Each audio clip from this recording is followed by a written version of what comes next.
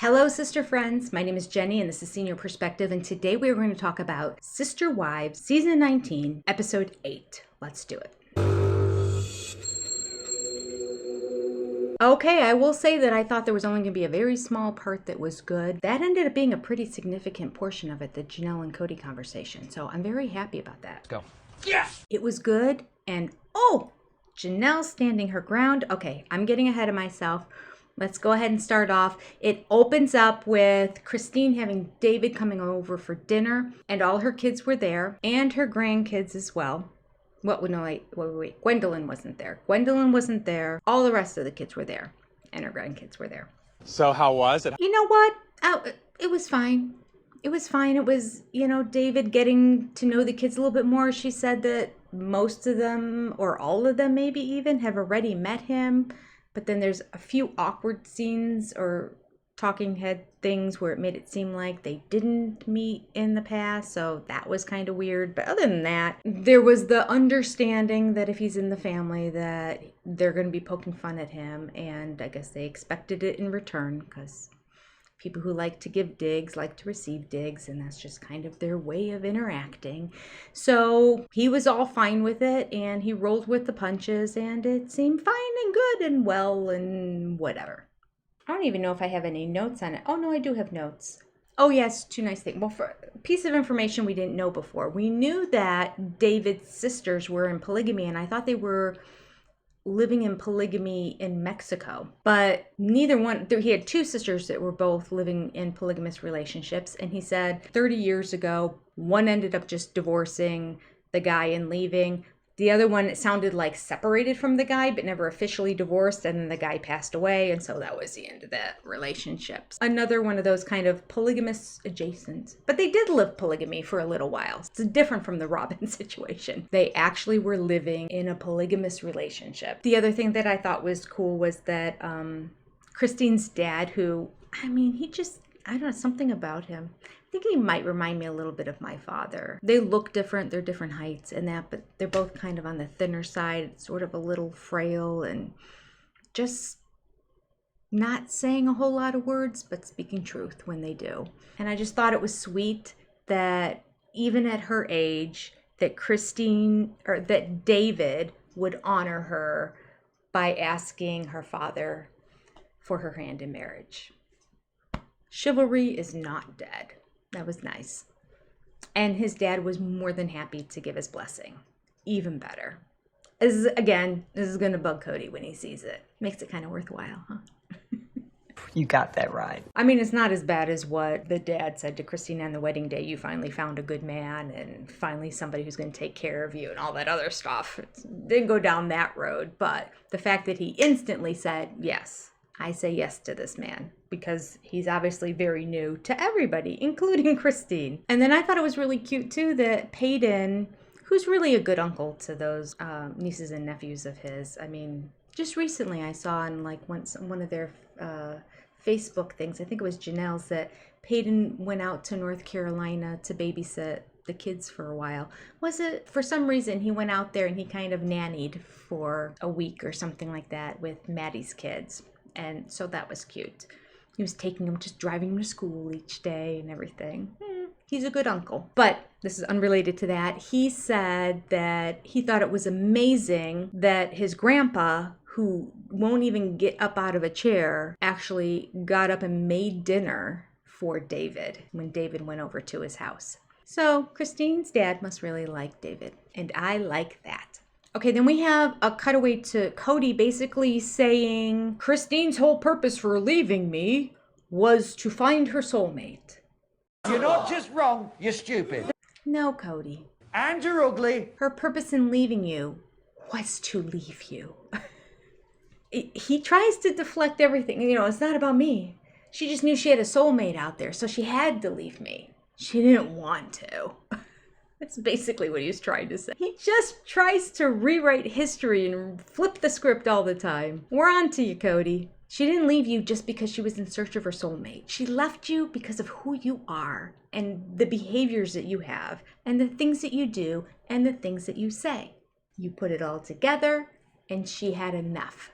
She just wanted to be free. And then he said, somebody asked me when she should start dating again, and I figured like the day after she left. I'm like, absolutely. She didn't. She didn't start immediately. She took time to herself. I mean, when she met David, that went really fast, but it was about a year after she left Kody before she met David. So there was a period of time before she started even dating. Not that that matters here or there. I just found that line so Kody. So Kody. Oh, goodness. Kody said that he has not heard anything about Christine's dating. He's not interested in it at all. Right. And he just wishes her well. So I've written down the fact he's wearing this blue plaid shirt as he's saying this, because last episode he was wearing the solid blue shirt, and he said specifically he knew about her dating and he knew that she had already met David and found her soulmate. So TLC, boo on you for screwing up that timeline again. Or Kody's just lying and pretending. That's a possibility too. It could really be either way. Both of them are very plausible. So I'm going to pay attention going forward when he's wearing the blue shirt, what things he's talking about, and kind of figure out a timeline there. And when he's wearing this plaid shirt, what things he's talking about, to see if I can kind of figure out what's what, because, you know, TLC and its editing. That being said, I personally believe, and people are still writing lots of comments about this underneath my videos and saying that it really bothers them. And I understand where they're coming from. It says a lot of people are saying it really bothers them that there is no Garrison on these shows. Let me just, I think I've said this once before, but maybe I said it in a live, and I know a lot of people don't watch the lives. Well, actually, a lot of people watch the lives, but not as many people as watch the episode reviews.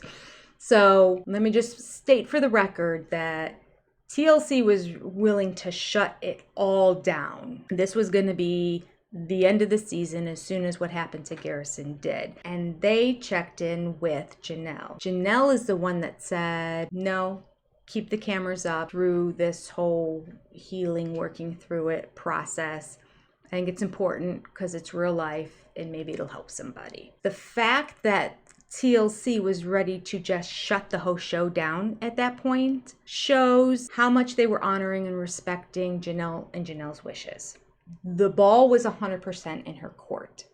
So I would believe that when it came to the editing of the whole season, that they checked in with her. And they were like, which scenes are you uncomfortable? Which ones should we leave out? And I find it very possible that I don't know this for a fact. I'm just telling you my opinion.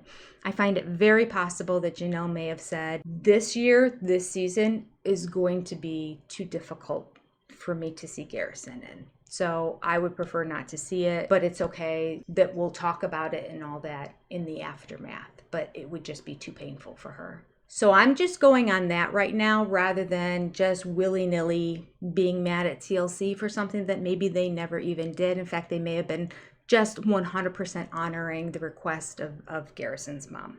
Okay, why was I saying all that? Oh, I was saying all that because due to the fact that they probably did have to, if this is all true, due to the fact that they would be taking out different segments and different clips that Garrison may have been involved in, it may have kind of messed up a little bit the whole timeline situation, which may have forced them to come back and do a few extra talking head interviews or something to fill in a scene or a situation and make sure that Garrison wasn't a part of it or wasn't brought up and mentioned in that particular scene. I'm sure they would just try to cut it out if they could on their own, but if they couldn't, and I'm thinking that might be messing around with our timelines this year. So I don't think it's a conspiracy theory or anything like that. And so I am giving a 1-year grace period to TLC this year. Although I will probably bring it up, mention it, and say how much it bothers me. Nevertheless, I'm not going to get all worked up about it because we don't have the facts. And no one knows unless they talk to a producer or director or somebody actually on the show. Or talk to Janelle herself or possibly one of her kids because she probably talked to them about it as well. Anyway. So I'm just going to let that go because, again, Kody said he's 55 years old, but he just turned 50. He turned 55 in 2024. That would mean that was recorded recently, which might also explain why in the last episode, well, actually, 2 episodes ago, in a Talking Head interview, he's talking about Sonny and Cher, and he mentions that he was 6 years old at the time.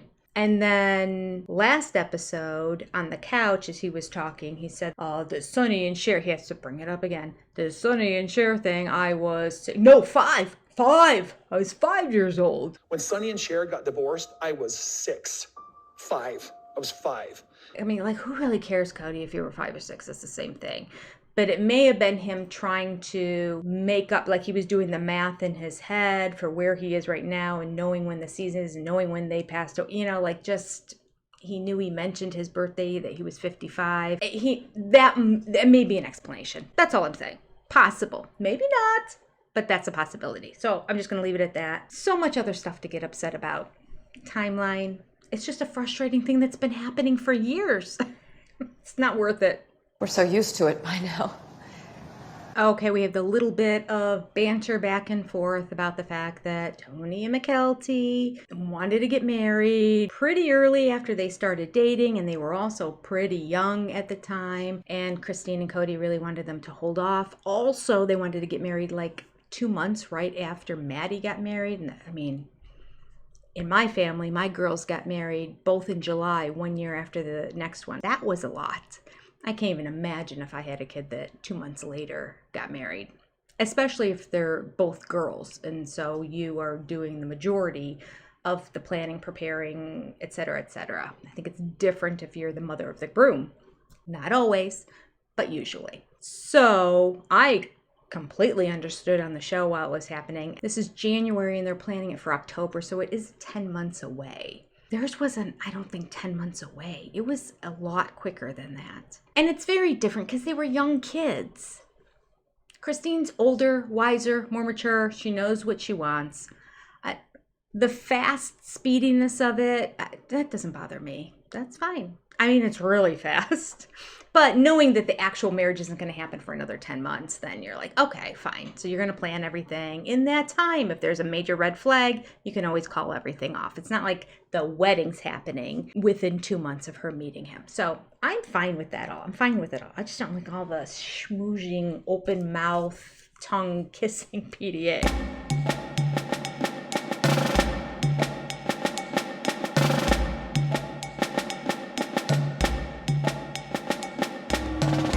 That's what bothers me. Not that there's anything wrong with that. That's me. I'm not going to bring it up again. Let's move on. There's like a talking head interview with Janelle. And she says that the next weekend she and some of her kids were going to meet David for the first time. And she said, I haven't met him yet. I've seen pictures of him. I hear he's lovely, but yeah, I'm not going to meet him until next weekend. And she says the best line. I'll just play it for you to appreciate. I hear really good things about him. He was a guy whose wife died and he raised 8 kids on his own. So to me, that's like this huge shining thing about who he is, right? So, and he has a relationship with all his kids still. Mic drop. Burn. Ooh, burn. This is so good. Oh, what a great line. What a dig at Kody.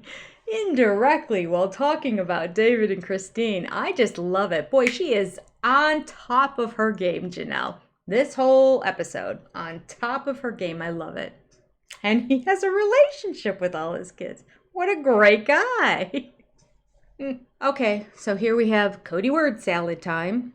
He says, I'm sitting here thinking about Christine, no longer in the regret place anymore. Okay, good.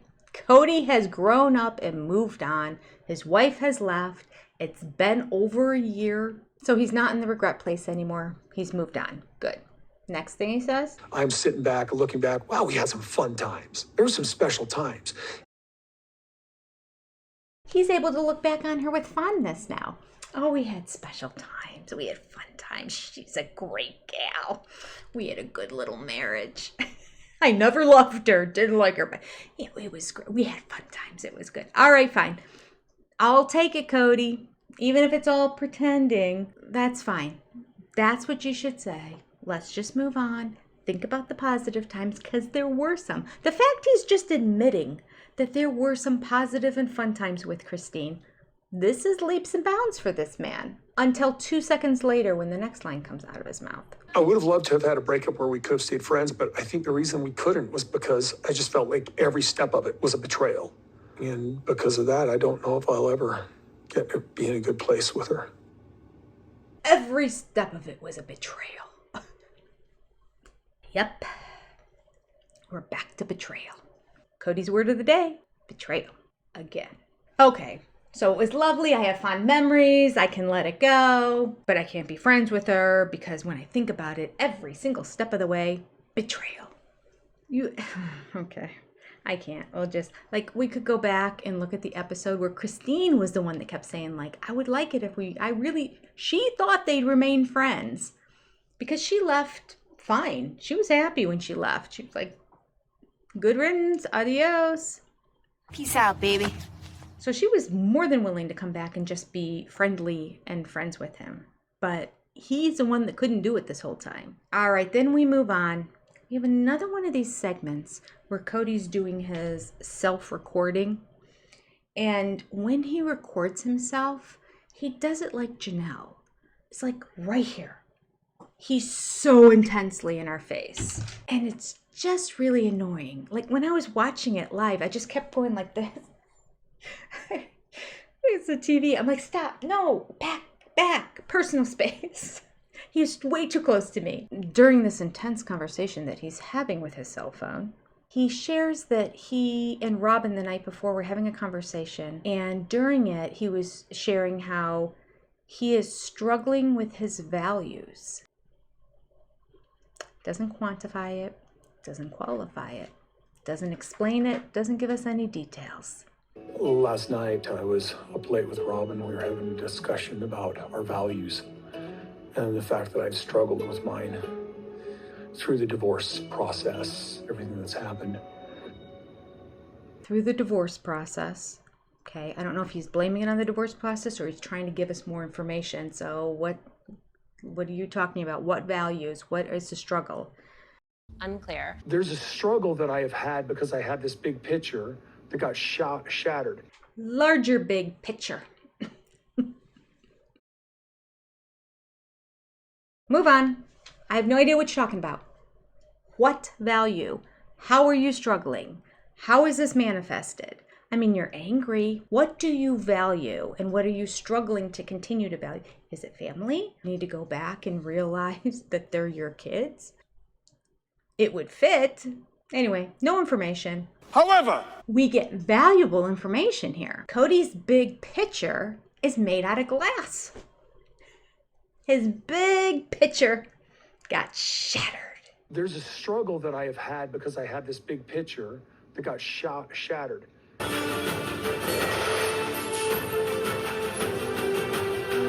We're learning something. One of these days, I'd like him to explain this big picture that he has been trying to obtain for all the years on the show. Originally, I thought it meant the big, it's so hard for me to say it his way, the big picture was the family all living together. Well, that dream went out the window before they even moved to Flagstaff. So I guess the big picture is just the family being a family, but they always were a family. I mean, they really were. They had the big picture before Robin came into the family. They all worked as one unit. They all lived under one roof. Like, that was the dream. He had the dream. He sacrificed the dream for the young, new, exciting thing that he wanted to sleep with. the truth can be harsh and disturbing. He broke the big picture. How can he not see this? How can all of us see it? We've been screaming it from the mountaintops for seasons upon seasons. He doesn't see it. He expected to have this big picture and it's not happening. It's shattered. And I think he thinks those 3 wives, they're the ones that shattered it. I know he believes that. But I have a safe, kind, and sweet place with my wife, Robin. He's got a sweet, safe, kind place with Robin. Right? So he's okay to disregard 3 other wives and all of his children because of his sweet, kind, nice wife, Robin. That is so wrong. Your choice. But yet he admits he feels guilt about the fact that he's not involved with the rest of his family, which he refers to as out there. And then I have tons of guilt because I'm not more involved with everybody else that's out there. Wow, talk about him perceiving himself and Robin and her kids as truly being his only family. Because everybody else, they're out there.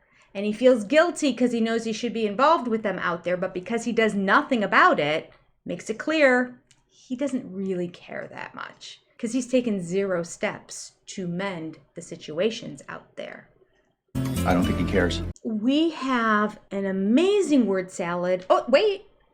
From Robin. Robin is speaking Kody for us right here. She does her little bit of over-therapized talk that she loves to throw therapy jargon in on things. And she says that Kody has been very angry for the past few years. Thanks, Einstein.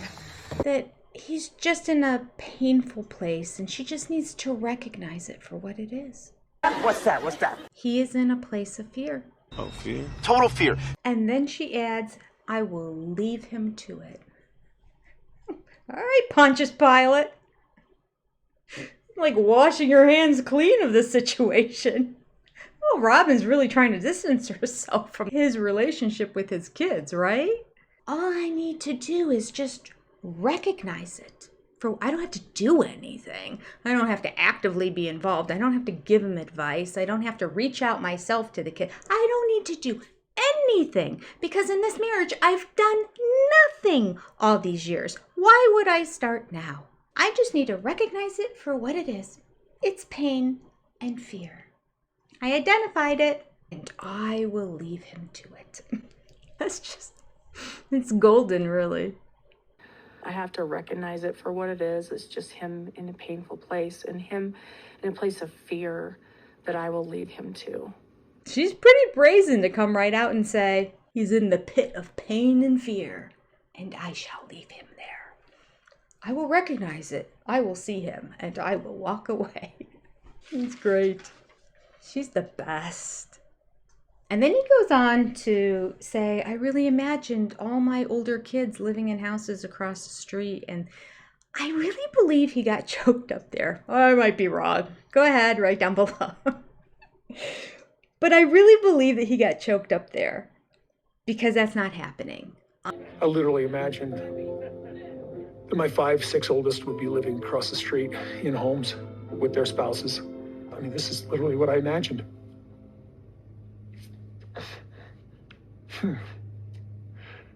I think he really did want to have that. Not because of the wholesomeness of him to be available for them or anything altruistic whatsoever.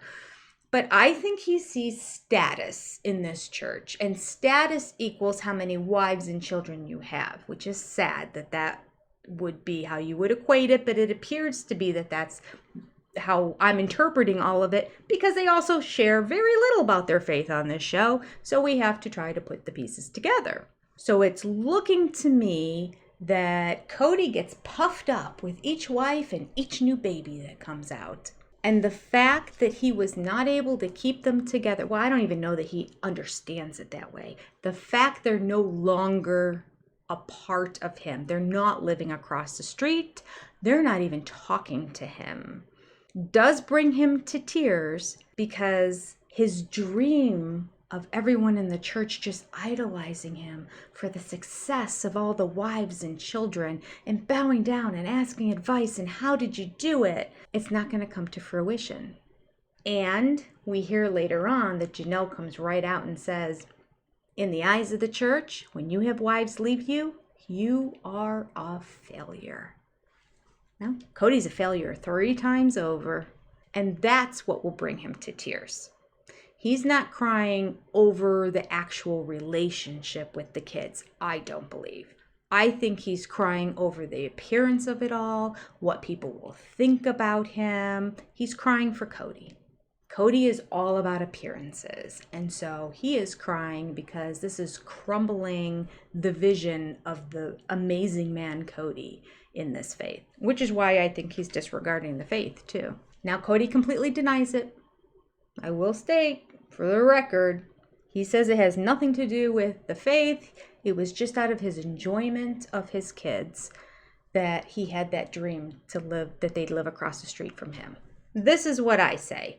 It's possible that when the kids were still small and young, he had that vision and that dream because he loved them, because they worshiped him when they were younger.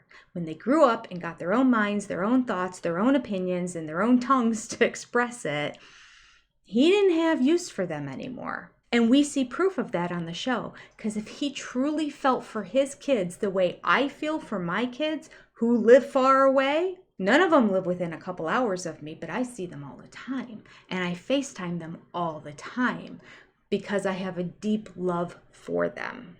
If he had any deep love for these kids, he would not be cutting them off for any reason, and he would be going out of his way to make connections with all of them. Yep. Janelle reiterates in this episode, 3 years. It has been 3 years since he has gone out to North Carolina and seen his daughter, his stepson, and his grandchildren. So, jumping ahead just for a second, when they were having a conversation and he just changes the subject because he didn't like where it was going. He didn't like that Janelle was speaking her truth in this episode, which is amazing. I can't wait till we get to talking about that part. But during that time, he just changed the subject and goes, and why didn't Maddie call me and tell me that she was pregnant? All offended. And Janelle's like, you haven't seen the other 2 children in over 3 years. Why would she try to foster a relationship with this one that's still in utero? You're expressing no care and concern for Maddie, her husband, or her kids. That's why, Kody. I don't know why this is so difficult for him to get. He really can't see beyond himself. He just can't. He is the worst. And Kody ends it with, But my new goal will be back to being dad. great words. He said the right thing. Now we'll believe it if we see him taking steps to make that happen. You can't have a goal and then just sit back and hope that you achieve it without putting any effort or work into it, or without a plan. The steps that you're going to take to achieve it, like there's a plan that's involved in all of that when you normally set goals. You don't just say, well, like I don't at the beginning of each year go, well, this is the year I'm going to lose that 30 pounds and do nothing and then be frustrated at the end of the year when I didn't lose 30, but I gained 5. Been there. If you have a goal, you have to have the incremental objectives to reaching that goal. And I don't think we're going to see that with him this season. I mean, we'll see. Maybe he'll surprise us. He won't surprise us. We know that things aren't good. But I just think it's rich that he said, my goal is to go back to being dad. Okay. How? What are you going to do? Do share. Show us. Waiting. Whenever you're ready, Kody. Nothing's happening. Or will ever happen. Oh, we have like a tearful scene with Robin. Blah, blah, blah, blah, blah, blah, blah. She's trying to tell him, remember who you are. Remember you're a great dad. Remember you play with your kids. Remember that's who I fell in love with. Remember. But he can't remember now because he's so hurt. Why is he hurt? He's the one doing the hurting. Oh, this is maddening. Robin the enabler. All right, so we have a little haiku here from Kody now. Okay, it's not a haiku. A little soliloquy, a little rambling, a little Kody word salad. This is a little part where he again is talking to the camera. I'm probably not even close enough. Anyway, he said on this day, on his 55th birthday, he is making a covenant with God. So this is his terminology. So he's making a covenant with God. So it's a promise, essentially. He's promising that he's going to reassert himself to, from here on out, it's like he's reading a legal document. Like, Kody, can you just be real and speak from your heart just once?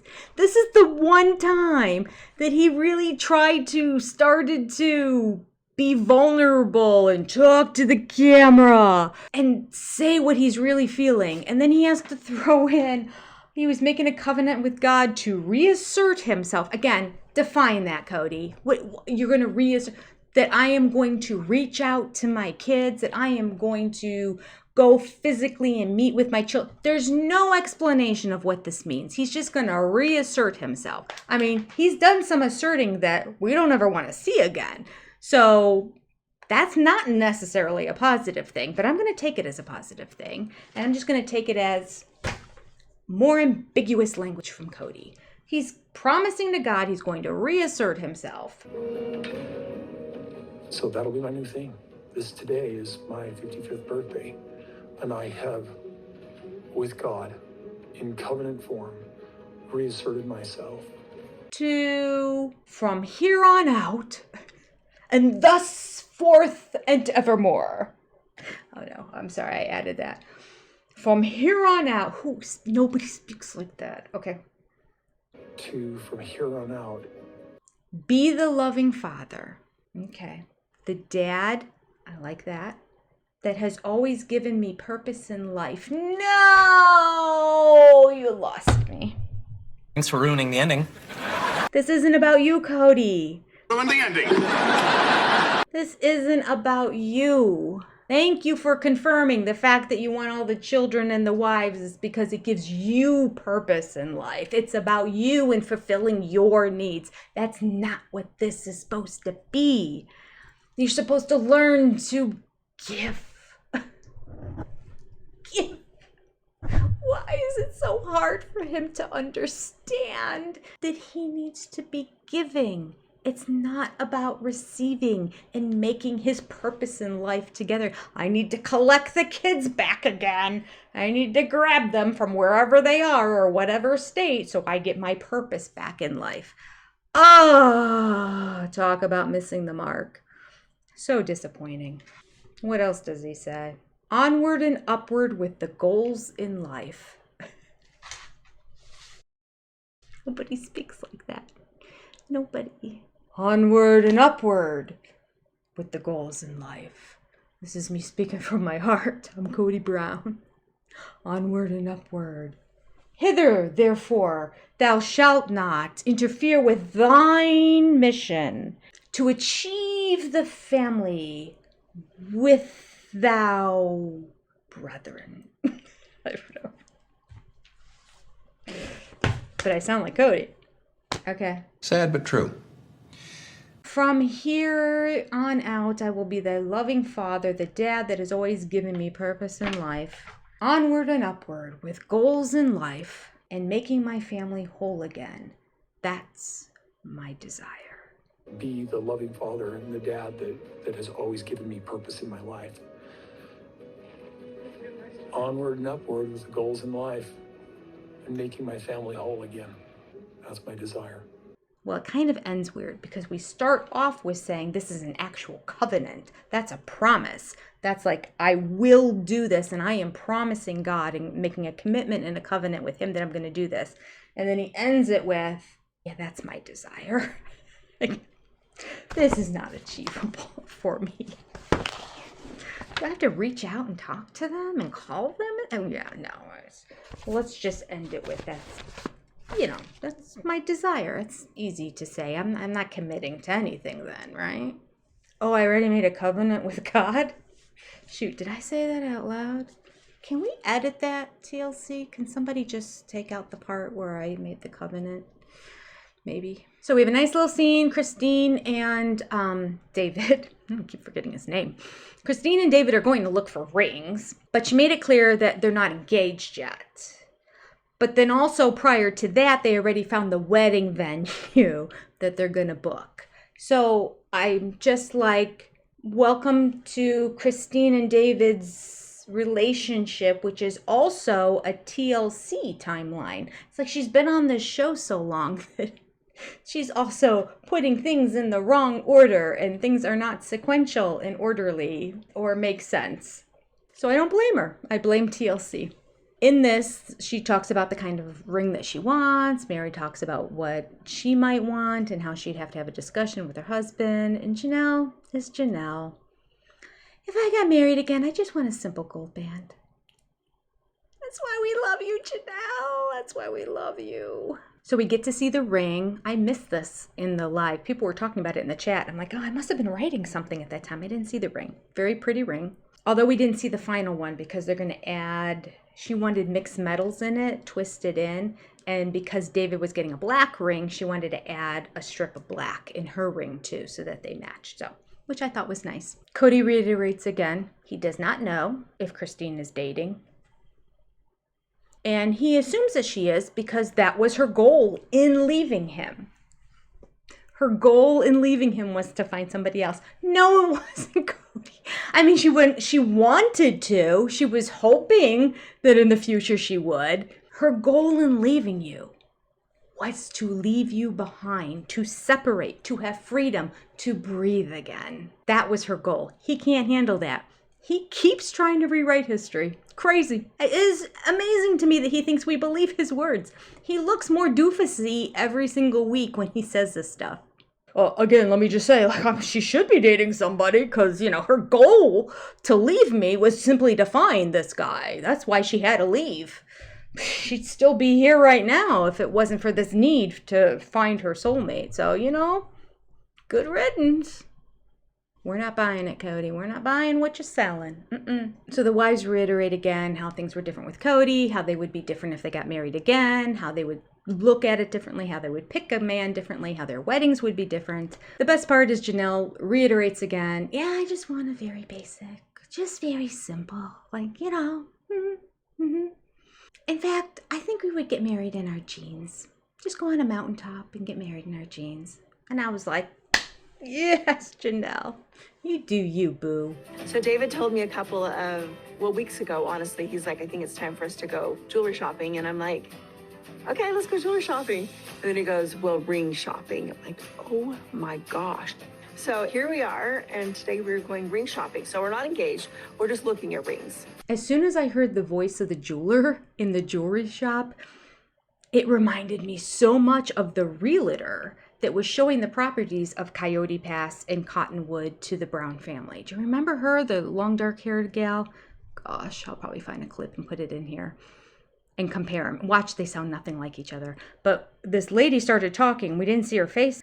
And I just thought, what's the realtor doing in the ring shop? I think they sound a lot alike. Maybe I'm crazy. Because for you guys, really, the difficult thing is being able to, get a property that would allow you to do 4 different homes. Hi. Hi, I'm Lisa. Thank you so much. Nice to meet you. Congratulations. Thank you. I talked to you on the phone and I knew that you liked the marquee cut diamond. So I pulled a few marquee cuts, different sizes. So then we get to the best part of the episode, and that is Josephine's restaurant, which is the house that has a little attic, and they always meet in the up little attic with the slanted ceilings where you have to bend down to sit down. Wait. Stop recording. That's all for me today. Okay, I want to get this out to you. We are almost at 40 minutes already, and I have a lot to still cover. So this will be part 1, and part 2, the conversation between Janelle and Kody, will be coming soon. Thanks for sticking to the end, y'all. Make sure you hit that like button before leaving and leave me a comment. Thanks so much. See you soon. Bye.